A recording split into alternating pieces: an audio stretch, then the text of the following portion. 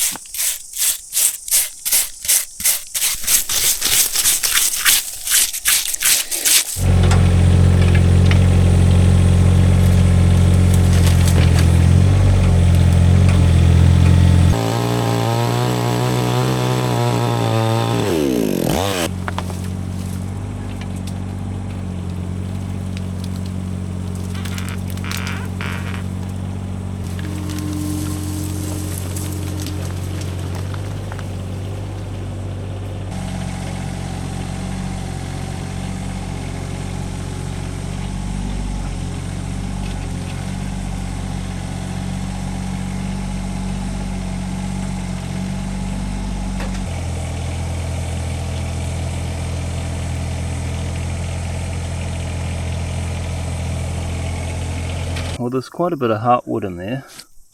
Looks like it should be okay. The cracking doesn't go too far in. There's a couple of spots there that goes in a few inches, but not through the heartwood, so it's not too bad. So I'll just skim that top off there, down to the edge of that fluting. I'll clean up that bark as much as I can, get all the dirt off where the blade is going to go through, and then we'll take a couple of slabs off there.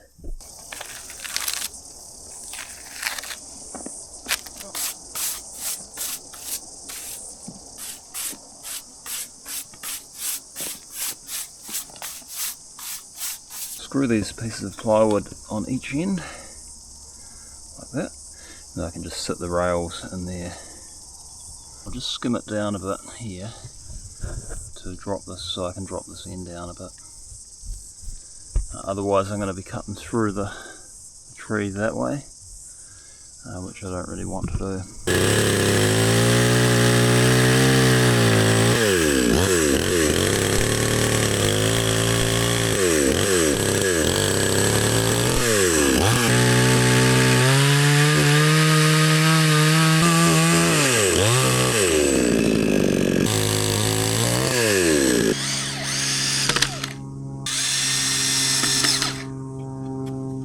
I can now put the rails in there without it touching the log. I want this end sitting up higher because this is the small end of the tree. It looks pretty good about there. I want to kind of line up the top of these plates.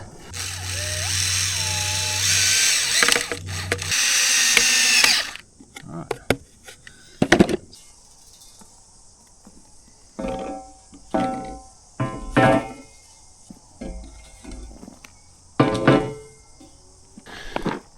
Might get a little bit of sag there, so I'll just put some props up under there so the first cut isn't bowed, because if you get that first cut curved, the rest of the cuts will be the same, so it's good to take a bit of time here and make sure it's all going to be nice and flat and level.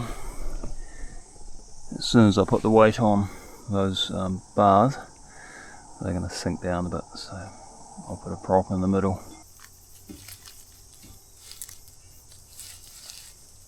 Perfect. So for the first cut, I want to cut it just below the support here and make sure there's no screws pointing down into the cut zone.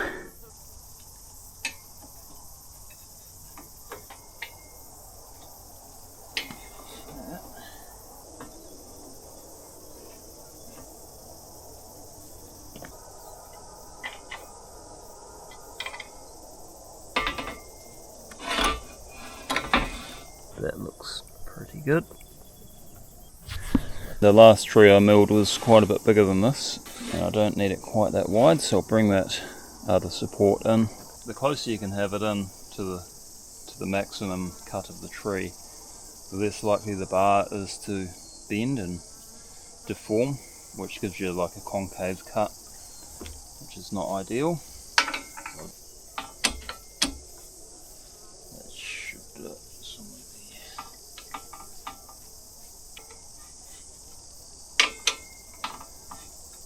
there. And this centre handle can come in so that it's in the middle of the rails.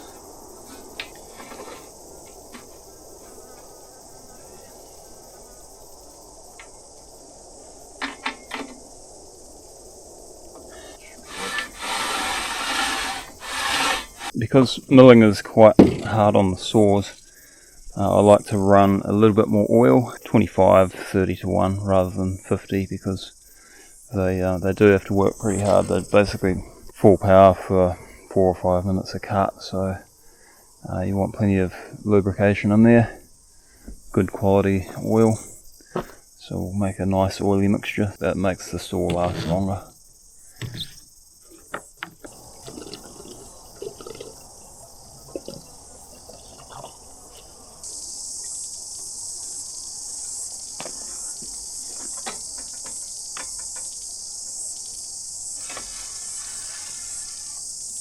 You can see the weight of the engine actually bends the bar there, puts a bit of a curve in the cut. So when I'm cutting, I'm actually slightly taking the weight of the saw to straighten out the bar, otherwise you end up with a curved convex sort of cut. Also these clamps, you want to get that bar right in the middle and tighten up the clamp bolts evenly so that it's not pinching one side. Otherwise it can slip around on the bar there.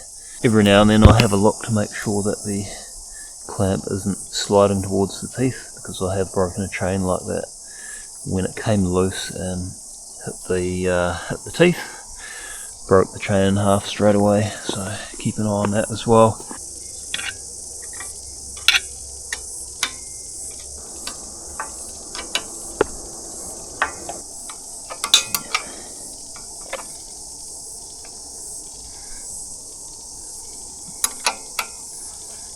As you're cutting along, the cut will actually close up behind you, and what that does is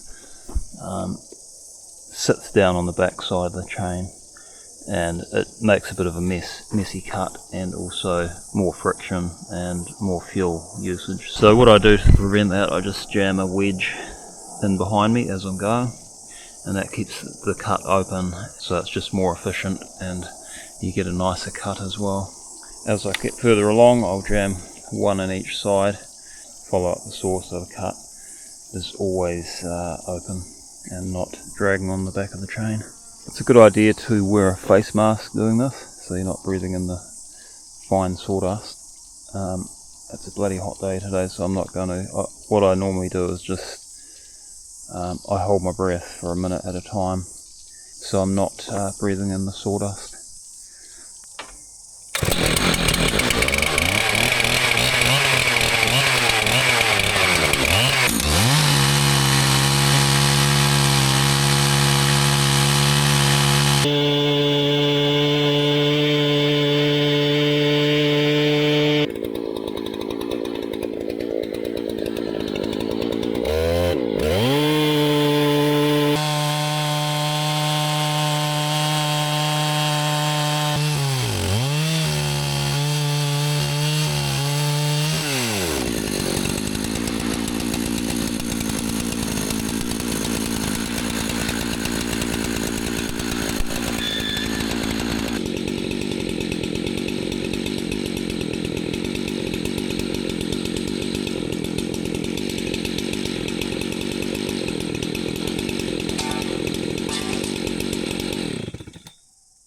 I always like to let the saw cool down for at least 30 seconds when I'm milling, because they do get quite warm. Just lets the air flow through and cool the engine down slightly. Right, let's see how that looks. That's the first cut. Oh, look that. Just getting into the heartwood there. It's looking perfectly flat. Spot on actually. You can see that the chainsaw does make a bit of a rough cut. So I like to, if I'm going for a 2-inch slab, I'll go 2 1/4, and then that gives me a bit of meat to sand out the roughness and allow for shrinkage as well. So I just like to go through on the next cut, check there's no stones or dirt in there. There's actually a little bit in there. That should be good. And I'll go down to 2.5 inches, and that'll get me 1 and then 2 more before this big split here.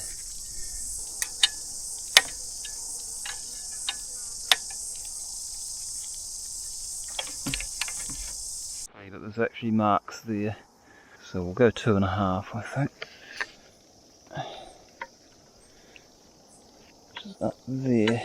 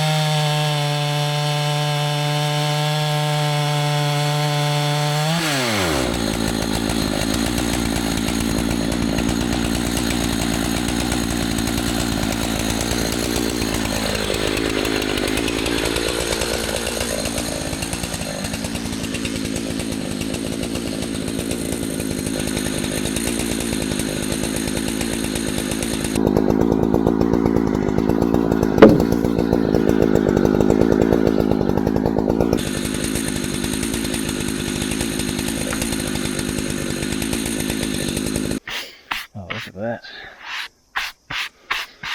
That's looking good. Because I pruned these, there aren't a lot of knots in here. It's nice clear wood.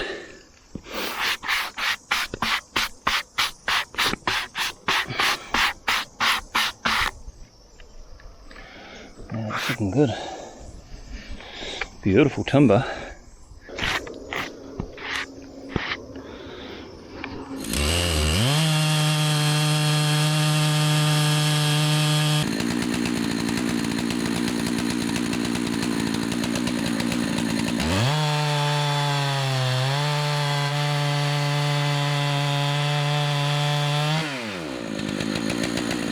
Starting to get into a few little knots here, but they're only tiny.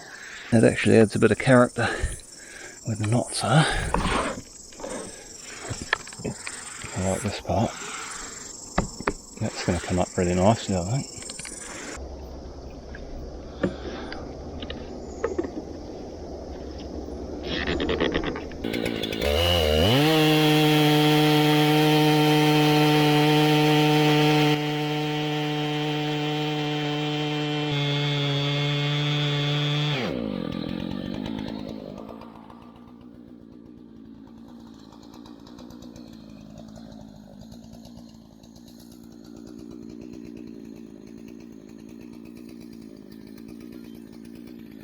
Getting down to the bottom of it now. I'll just take one more slab off there, probably cut it somewhere there I think. It's just getting a bit too thin at that other end.